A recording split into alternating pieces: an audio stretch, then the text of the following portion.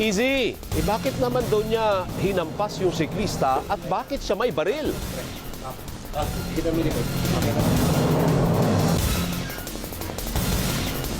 Easy.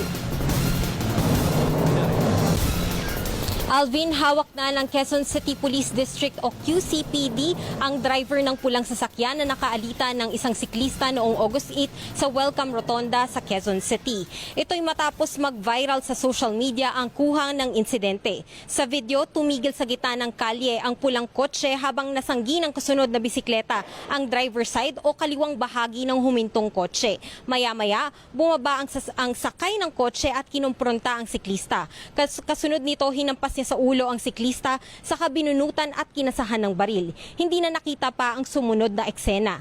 Ayon kay Police Brigadier General Melencio Nartates Jr., hepe ng National Capital Region Police Office o NCRPO, agad nilang natukoy ang pagkakakilanlan ng suspect na retired police officer ng Criminal Investigation and Detection Unit ng QCPD. I directed immediately the different investigators of Manila Police District as well as the QCPD. These personality were readily identified and he was invited actually to the concerned QCPD headquarters. Pinakumpiska yung baril na gamit. At the same time, yung sasakyan na nagamit by isa retired police officer. We're now waiting for the complaint nung nakaaway niya sa kalsada.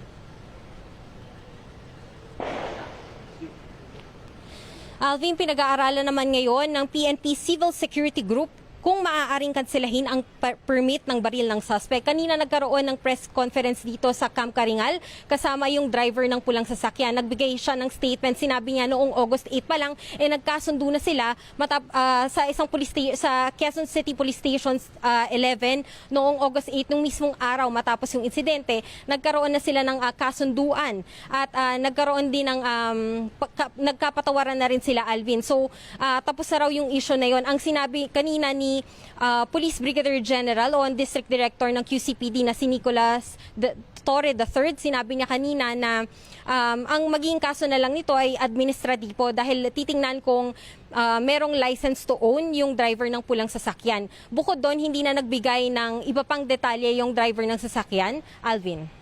Teka muna, nakita ko sa video si Attorney Fortun ba yun? Anong papel ni Attorney Raymond Fortun doon? Si Attorney Raymond Fortun, isa sa mga siklista, Alvin, ang sabi niya, although hindi niya nire-represent pa yung siklista doon sa viral video, ang nabanggit niya ay handa siyang tumulong at handa rin siyang i-represent yung siklista doon sa video. Ang sabi niya, dahil daw public crime din yung nangyari, yung pagbunot ng barel, handa siyang sampahan ng kaso, magsampa ng kaso laban doon sa driver ng pulang sasakyan para hindi na raw maulit ito sa iba pang mga siklista. Alvin. Isisa na lang, so linawin natin kamo, nagkapatawaran na.